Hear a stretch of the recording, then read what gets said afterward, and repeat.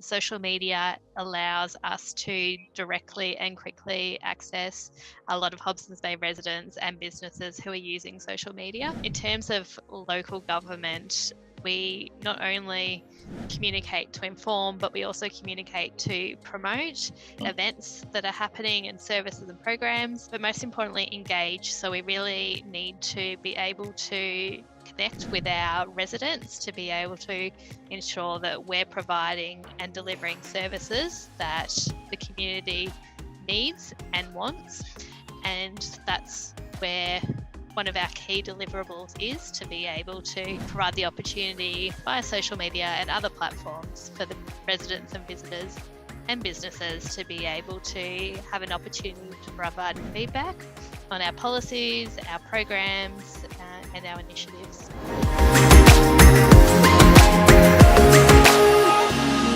Our local media no longer delivers to every resident in Hobsons Bay. So it does make quite a bit of a difference for how we communicate. Not everyone's on social media and not everyone uses the platforms that we use. So we use Facebook, Twitter, Instagram, and LinkedIn. But we do know that there's audiences within Hobsons Bay that don't use social media. So it's about making sure that we're still communicating with them and we've got communication strategies that are able to reach every audience. Hobsons Bay itself is very diverse in terms of demographics. So we do know that there are pockets who aren't on social media. So we do more targeted communications with them. So we'll translate information and posters and flyers for those particular groups that we know are more disengaged. And it's also about knowing your audience and knowing the limitations for your audience as well. So when we've got events where we really want to engage families, it could be maternal and child health, it could be a breastfeeding awareness week, it could be a new library programs trying to get people back into the libraries, then we'll go to a really popular organisation in Melbourne or platform in Melbourne called Mama Knows West, and they have a huge following. I think it's around 58,000. 58,000, sorry. So we'll use their popularity and their channels to be able to get messaging across to people who aren't following Council's corporate social media page. We also have a few different types of channels as well within Hobsons Bay that are more for people who are interested specifically for arts and culture. So we've got Creative Cities Hobsons Bay, and then we've got the libraries have their own social media page as well.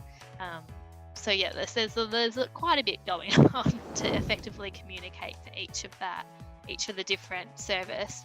We do a communication strategy for each one, and the audience will differ depending on what work area that the communications team is working with.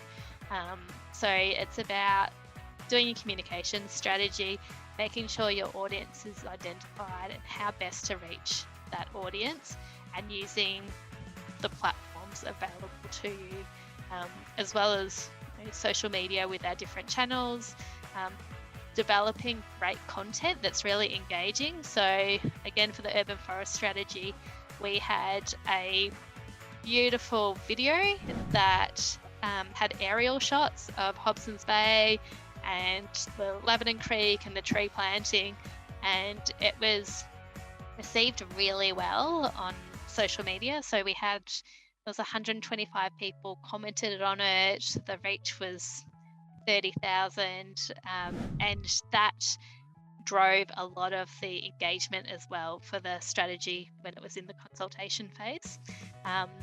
So as well as knowing your audience, making sure your content is going to entice that audience to act, so be part of your consultation, provide feedback, or go to the event that you're planning, or sometimes it's just simply to inform as well. So it's a mixture of that, making sure that there's quality information that's going out and it's going to the right people, and making sure that you're not missing anyone.